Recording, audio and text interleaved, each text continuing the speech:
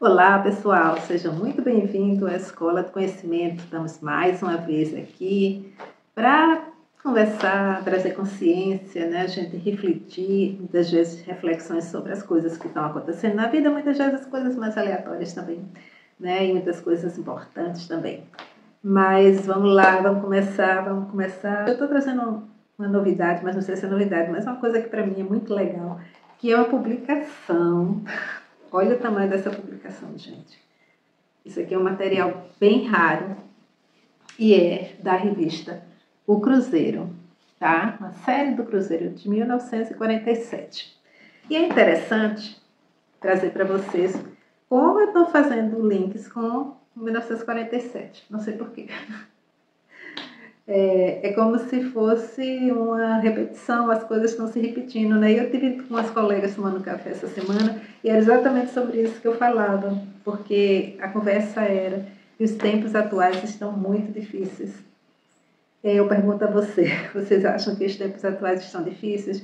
E foi interessante porque uma pessoa na mesa disse assim, não, mas existiram tempos bem mais difíceis, né? Porque é aqueles tempos não é bem de guerras, mas daquelas pessoas que não tinham nem raciocínio se matavam e eram mais aquela coisa assim, né? Já vivia com as armas na mão. Idade Média, né? Houve épocas bem mais difíceis. E aí eu achei legal, porque alguém disse, não, houve épocas bem mais difíceis, mas aí outra pessoa disse, não, mas agora está bem difícil. E aí eu sempre, olha que interessante, isso que eu estou falando se chama linha de tempo também, né? Então eu pego a linha de tempo assim, vou puxar 1947, né, com a revista Cruzeiro.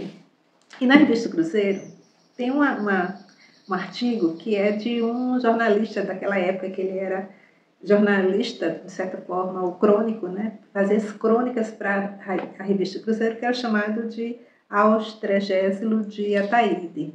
Bem conhecido esse nome, ele nasceu em Caruaru, Pernambuco, faleceu em 1993. E tem um histórico de vida aí, vocês podem pesquisar na internet, né? Vai no chat GPT que ele diz tudo, não preciso dizer mais. Bem interessante sobre a trajetória dele como cronista da revista Cruzeiro e escritor, premiado e tudo mais. E olha o artigo que eu quero ler para vocês. As novas gerações pertencem ao futuro. Aos 30º dia Ataíde, em 47. Olha a conversa de um jantar. Se assemelha muito à conversa que eu estava tendo essa semana. Vamos lá, vou ler para vocês. Em torno à mesa de jantar, entre pessoas amadurecidas, sustentei longo e caloroso debate em defesa das novas gerações.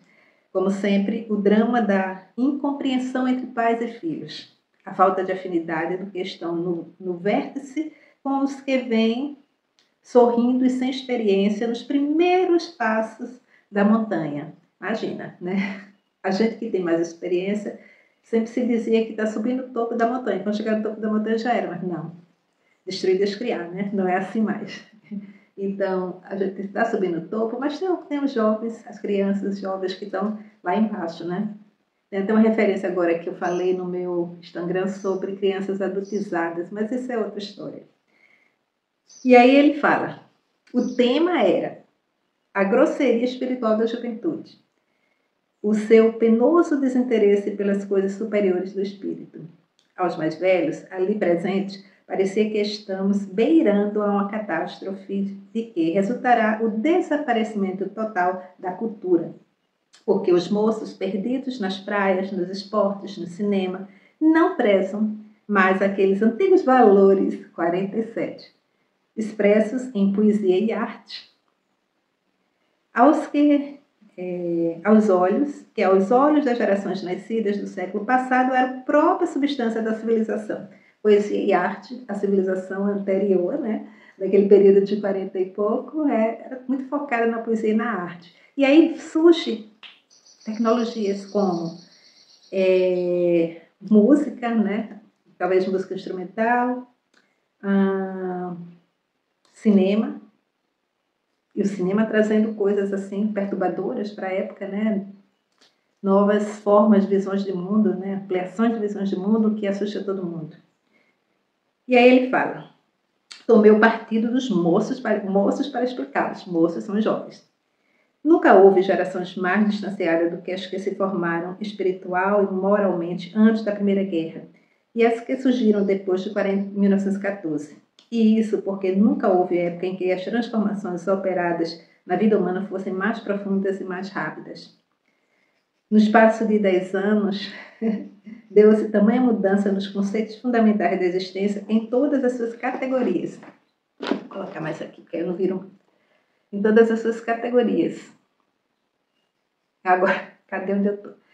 Nos espaço de 10 anos, deu-se tamanha mudança nos conceitos fundamentais da existência em todas as suas categorias que ficamos perplexos e continuamos neste estado de susto e incerteza. Jovens, no entanto, são mais seguros, nasceram com um novo clima,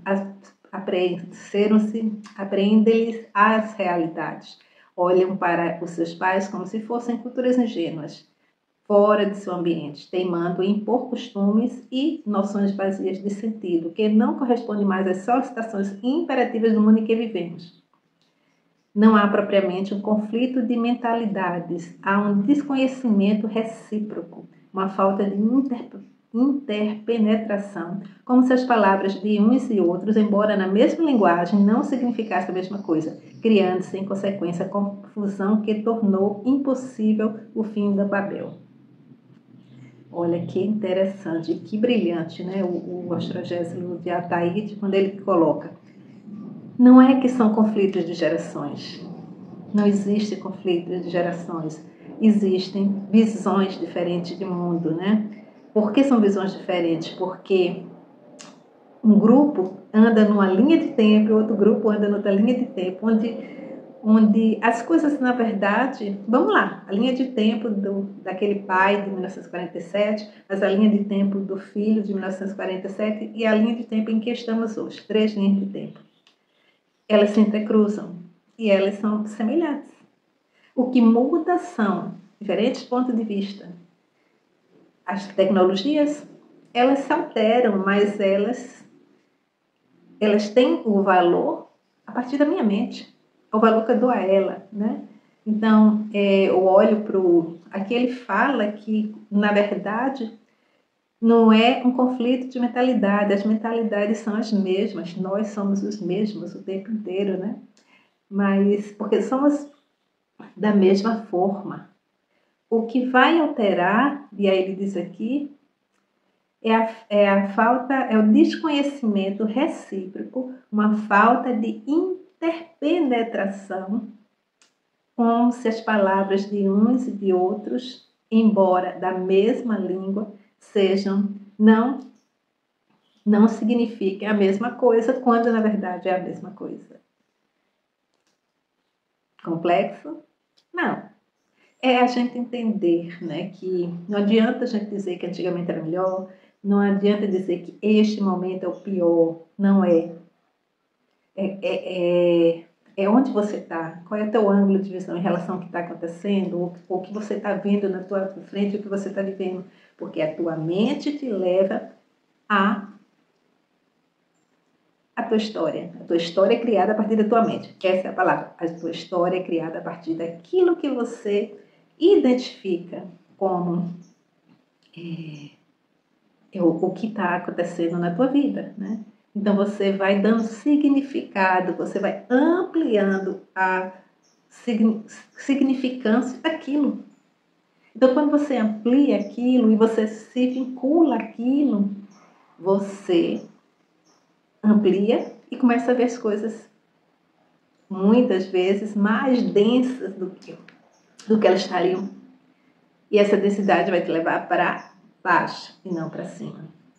Vamos lá. As queixas que formulam aqui são ouvidas por todas as partes. Há uma lamúria universal, indicando que as gerações do mundo antigo não puderam achar ainda um sólido ponto de contato com os do moderno. Lamúria universal forma pensamento jogado no ar, sabe, da reclamação, e aí isso vai criando uma forma de pensamento tão densa que você não... E ela cresce na tua frente que você não consegue afastar e ver o que está do outro lado. Ai, vamos lá. Verdades que foram para nós apenas entrevistas no campo de possibilidades remotas.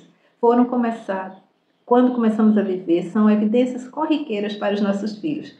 Verdades que para nós, no campo da possibilidades, eram remotas. E quando elas começam a existir, para os jovens, elas passam a ser corriqueiras, normais. O que lá atrás é essa conexão de redes, está todo mundo falando, todo mundo né, se conectando e se conhecendo e telas e telas e telas, lá atrás isso não existia. Então é evidente que alguém vai dizer, mas era mais gostoso ficar na porta de casa sentado conversando com um grupo de amigos, e agora as pessoas estão muito densas, né? O fato é que os moços, os jovens, né, vivem de outra poesia e nutrem a alma de outros estímulos, cuja beleza percebem com mais força.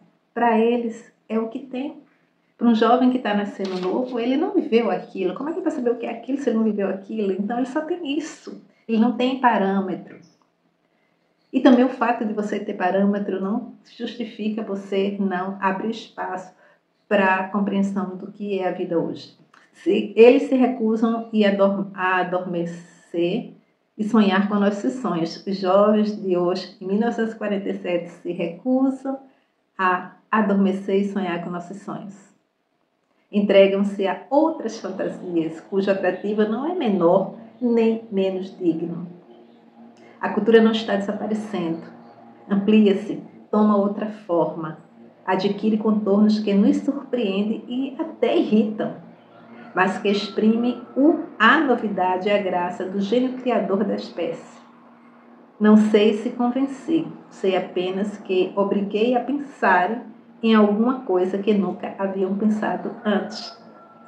Rocha Gessel de Ataide, 1947. Vamos pensar?